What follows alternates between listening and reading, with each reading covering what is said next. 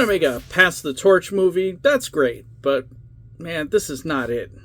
Let's kill off one of pop culture's most iconic characters, twice in the same movie, and neither death resonates. Nobody making the movie really cared, and it shows. Imagine being handed the task of novelizing this absolute trash story. Imagine being J.M. Dillard.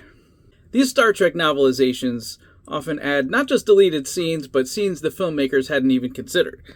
And more than any other, the novelization for Generations does so much work to make this a better story, especially in relation to the TOS characters. Some deleted scenes, like Kirk's skydiving bit that would have started the film if they ever had any intention of actually using it and it wasn't just added to get Shatner to sign on for the film, shades of Future Demands by Patrick Stewart. It was locked in enough for a skydiving Kirk action figure to get made, but that line also had uniforms that never got screen time either. Junkball has a great video on this, linked downstairs if I remember.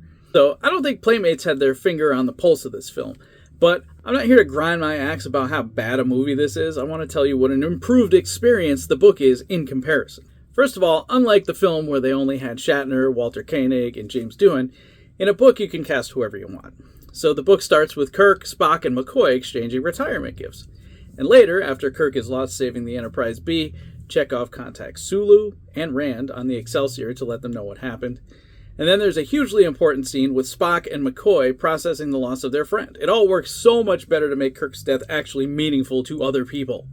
I'm sure the filmmakers figured the loss of Kirk would be a big deal outside of the film, but who cares? It's a TNG film, really, so the movie doesn't care, so why should we? The book understands what's happening here. The book cares. Because the movie has a lot of plot to cover, and most of it is nonsensical, so the pacing has to be brisk enough to give you no time to catch on to that fact, it doesn't have much time for characterizations. This is a strength books have over films, just generally, and since Dillard is stuck with the trash fire plot, someone left at her door in a flaming paper bag, this is a major tool she uses to improve the story.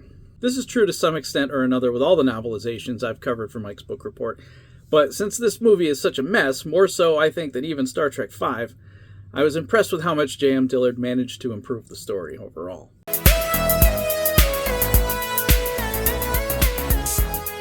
If you're enjoying this video, why not buy my book? Flight of the Pangolin is the story of an intrepid group of heroes who decide to exit the solar system over the objections of an isolationist faction. There's actually a lot more going on than that. There's space pirates, a giant spider for no reason, all kinds of other things. Buy it now online wherever you buy books or at our website, www.thepangolinrepublic.com. You can also get fun t-shirts and random other stuff if you want.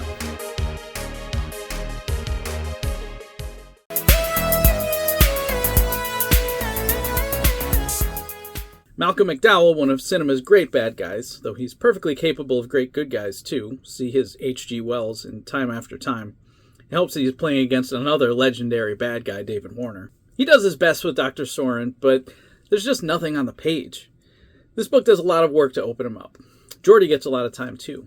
Surprisingly, Data doesn't get a deeper dive despite being a fan favorite and having a major character arc with the emotion chip. And I'm okay with that. There's enough going on. Picard is one of the emotional hearts of the book, but Dillard runs out of miracles in making his arc resonate. Probably because the premise of his brother and nephew dying in a fire is just so completely ill-conceived. There's only so much she can do here. The other heart of the book, the one that gets such short shrift in the film, is of course James T. Kirk. Much has been said, especially in this video, about how poorly his death was handled, and the book does what it can. A sequence in the Nexus at Kirk and Carol Marcus's wedding, attended by a who's who of people Kirk has lost? It's here. In the end, though, even J.M. Dillard can't rescue the story from being pretty unsatisfying. The stakes were never great. A planet of millions of off-screen people in a pre-warp culture, an Enterprise D crew we're relatively sure will make it to at least one more movie.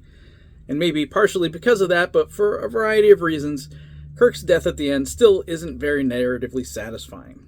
But I think if you're a person who's disappointed by Generations like I am, you'll find a lot to like in this book. It doesn't save the movie, but it does as much as it can to make the handoff from the TOS crew to the TNG crew more pronounced, and the story is so much better for it. I think J.M. Dillard did an amazing job adapting this dog's breakfast of a film into something approaching an enjoyable read.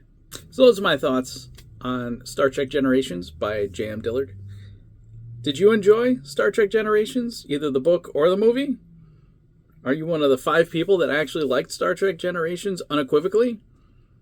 Or are you just a fan of the Duras sisters? Let me know in the comments below.